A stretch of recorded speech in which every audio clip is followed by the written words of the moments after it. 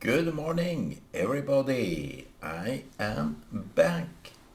It's Shabbat Shalom, and everything seems to be in order. It's a little bit overclouded, but not dark clouds, so it is quite nice. I have my coffee here and like to talk.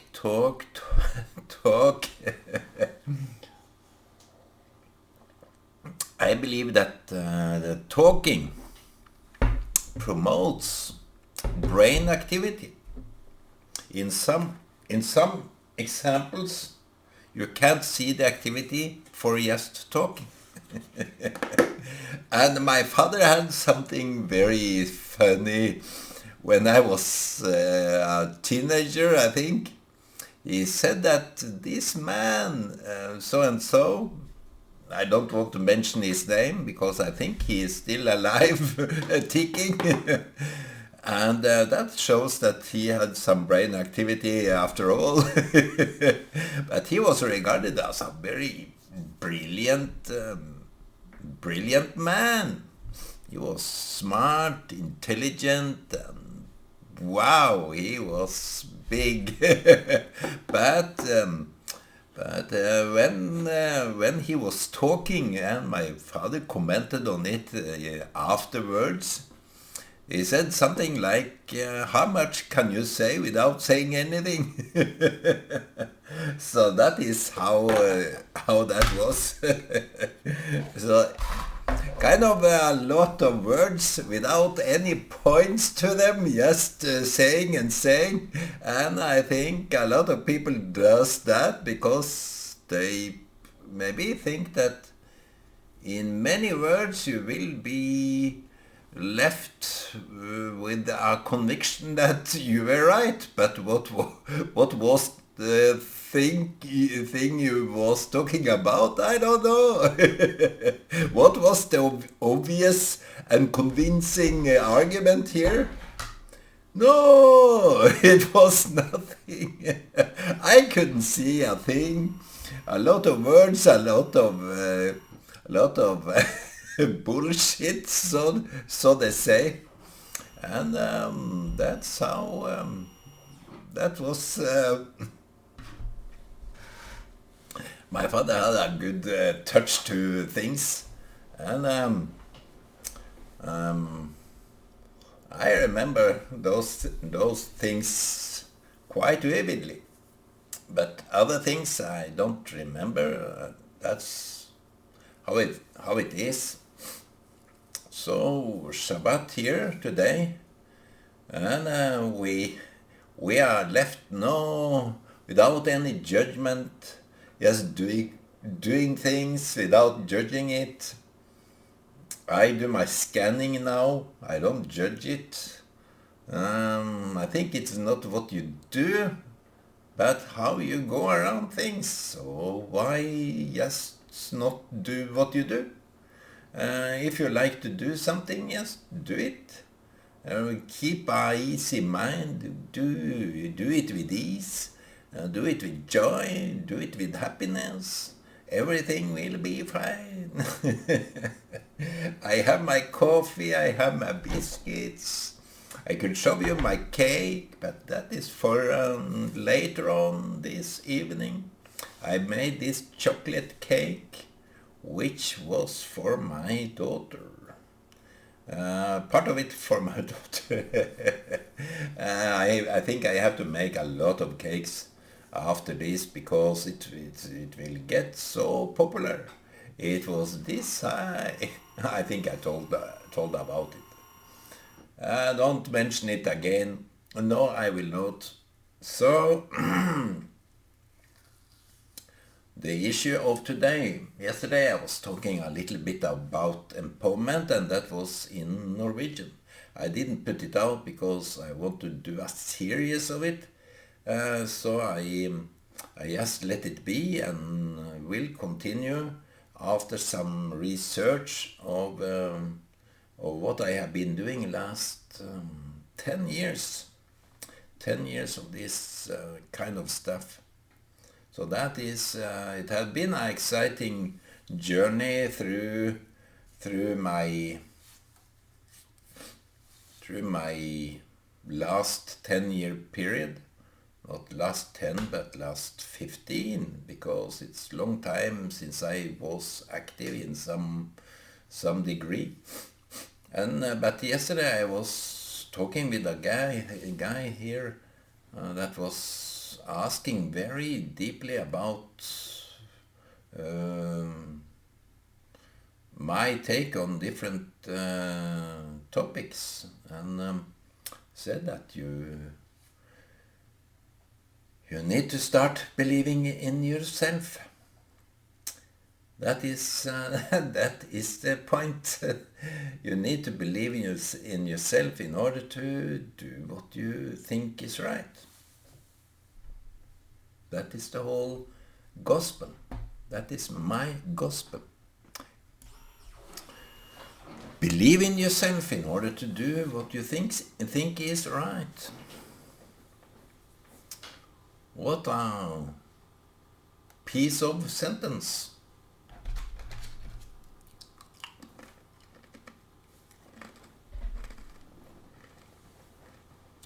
Do what you do that. Believe in yourself in order to do what you think is right. It depends on you. If you go by what others are thinking, that is a purely mistake. Sometimes we need to exercise, because there are certain examples of that. For example, when people in those ages, when Jesus was here, on your word, on your commandment, I will act.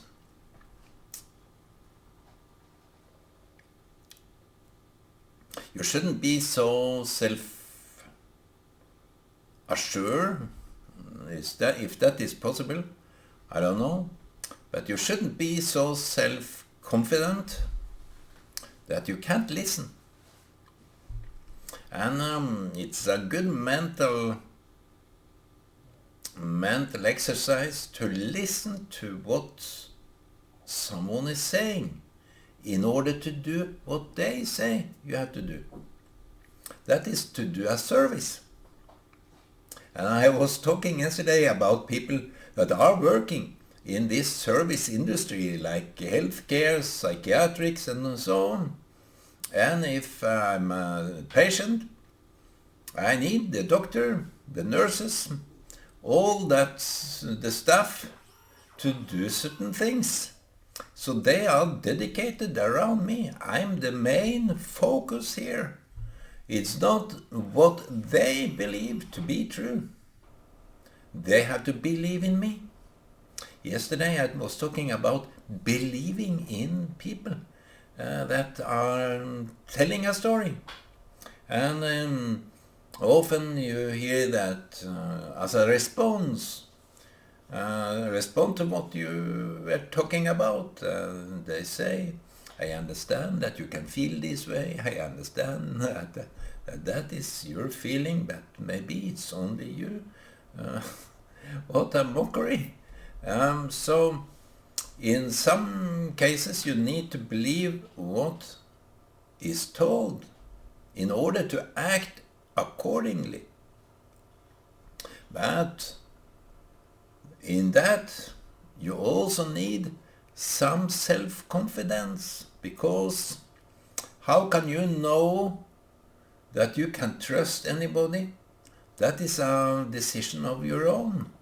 You have to decide to trust and believe those people that are afflicted or are tormented or whatever that may be. And if you get some orders when you are an employee, You can't just go by your own instinct. You have to do as you are told, because that is your work. That is a good example of why you should pay attention. And if you don't pay attention, you need to do it again more often. That you need to do those things that you didn't catch immediately. You need to ask, what in fact did I hear now? You tell me, I don't know. So that is how people are confused when they are at work. They don't really listen. We can go to, for example, a good example, a very brilliant example. I have to admit that is the best example. For that, when they hear something, they tell a whole different story. And that is the journalists, the NRK, the big companies that have those journalists that are so activistic in their journalistic writings that they even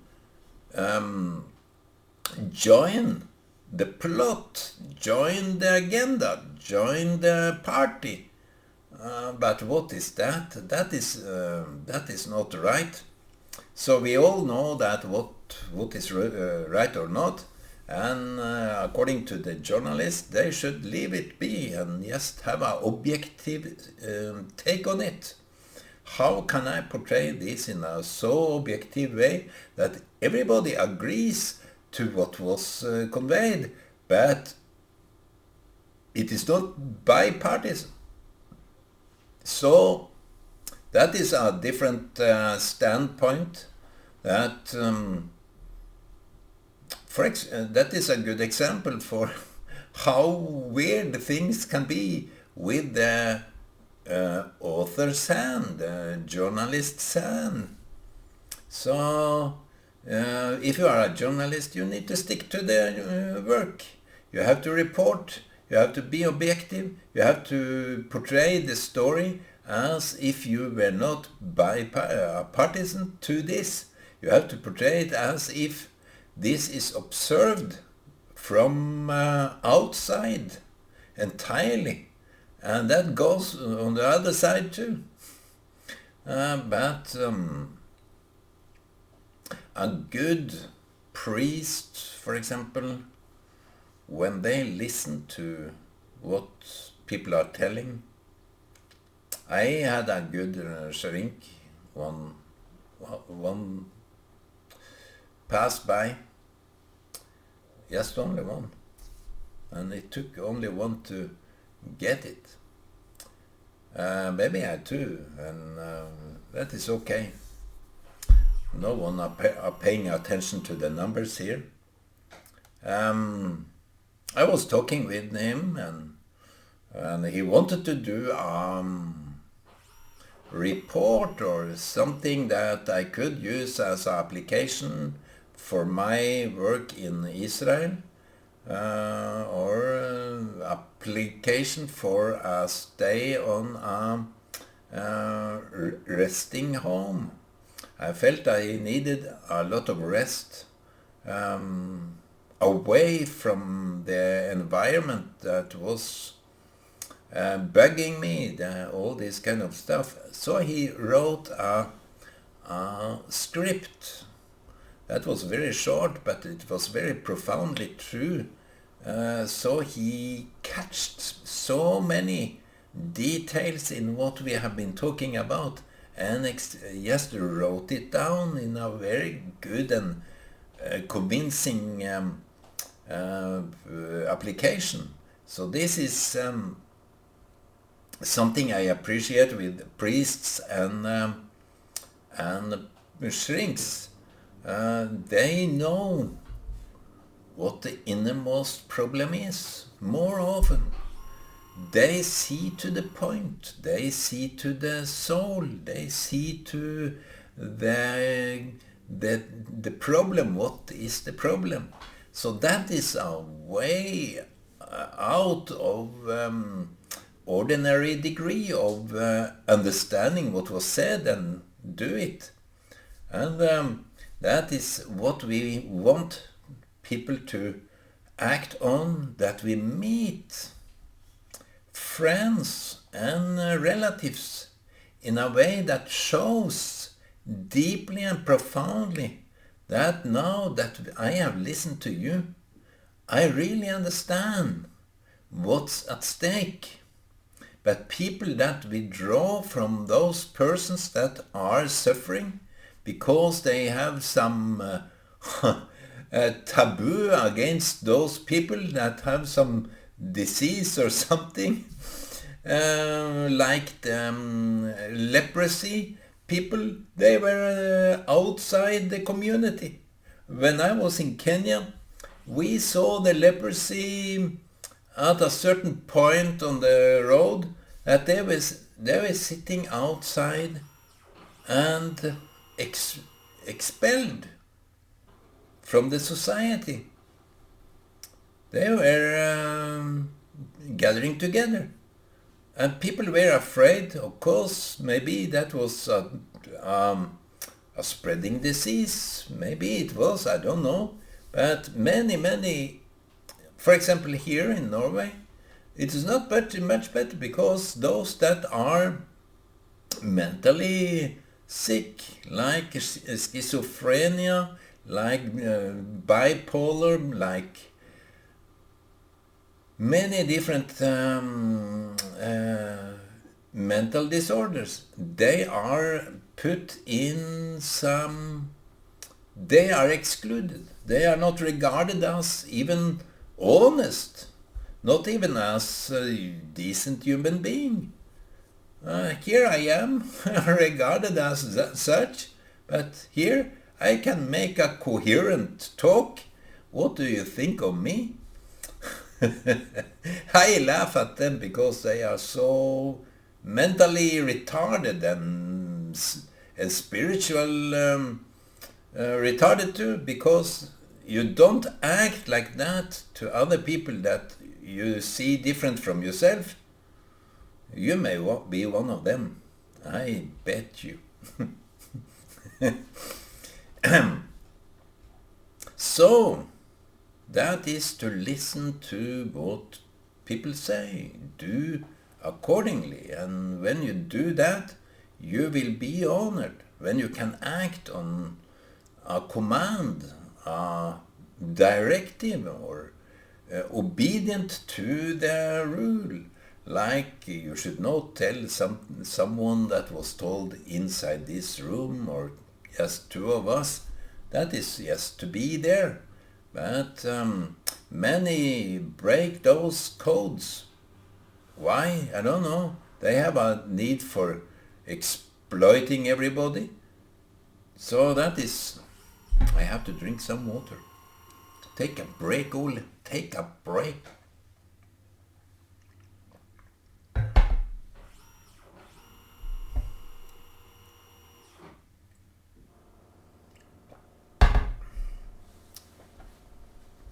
Now listening to yourself, it's part of the same.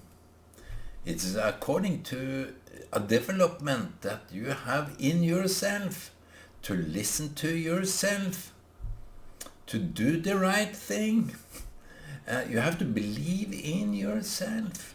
Like people in the biblical context, Moses did as God told him. The prophets did as God told them. Go and say to Israel.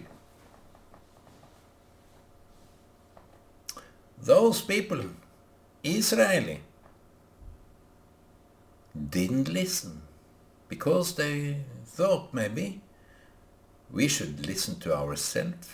What is God? What has God to do with us? God is way off the limits. So we don't want to listen to God. We want to listen to our own heart. But without that kind of spiritual guidance, I will repeat myself, which I don't do often. If you don't listen to your spiritual guidance, And what is the spiritual guidance? It's when you listen to God.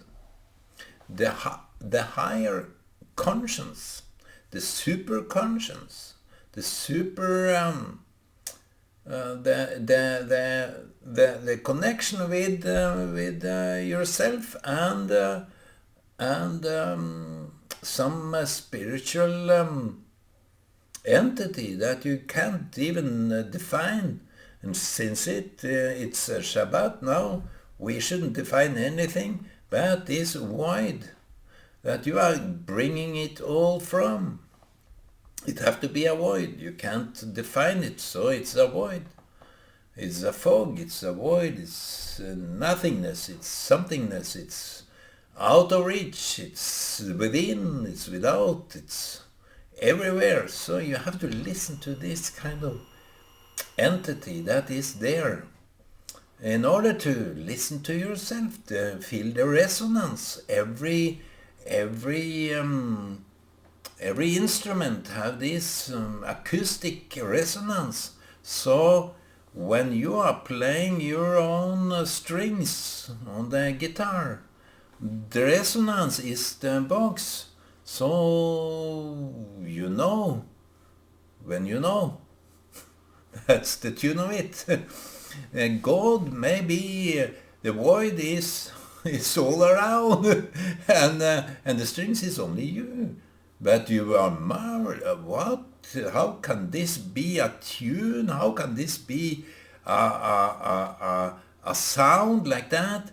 Because if you just take a string in the mid-air, you don't listen to anything. You don't hear anything. Just a dump sound. But when you do it in a void, in a box, where there is nothing, there is just a room. That is a good way to explain how to resonate your own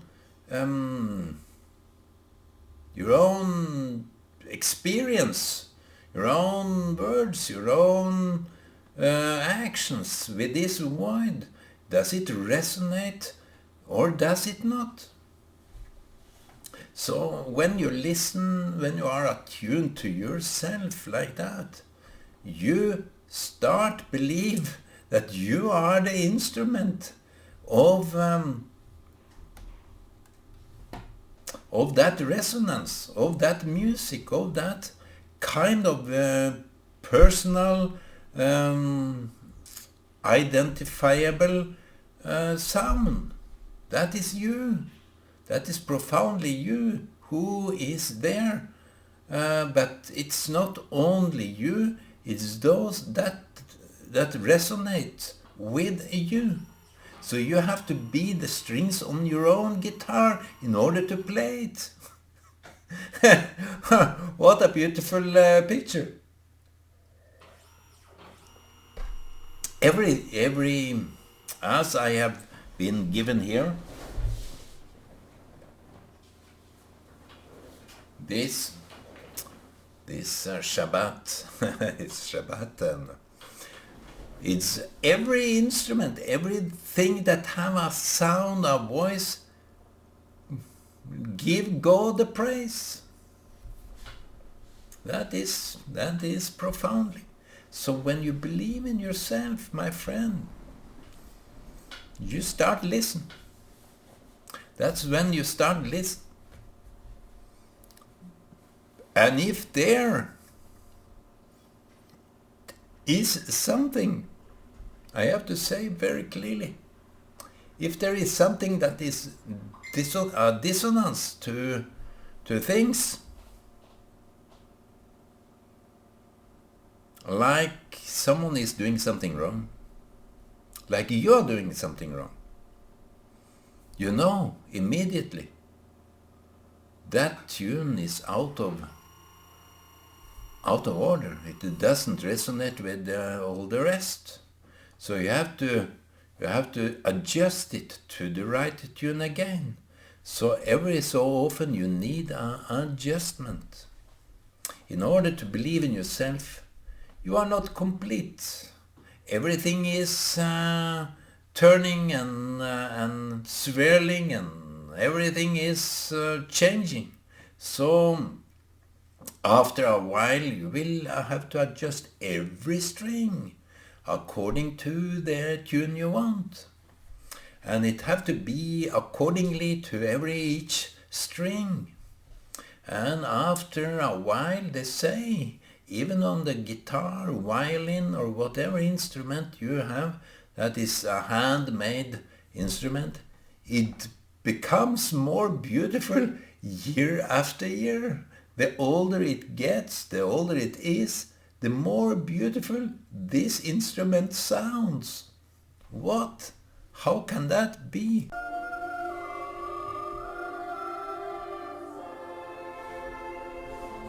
I thought it was a nice tune.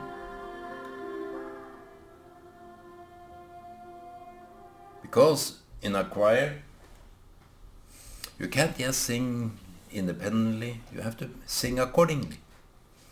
You have to adjust, you have to listen to what others are singing, and you need to listen to yourself.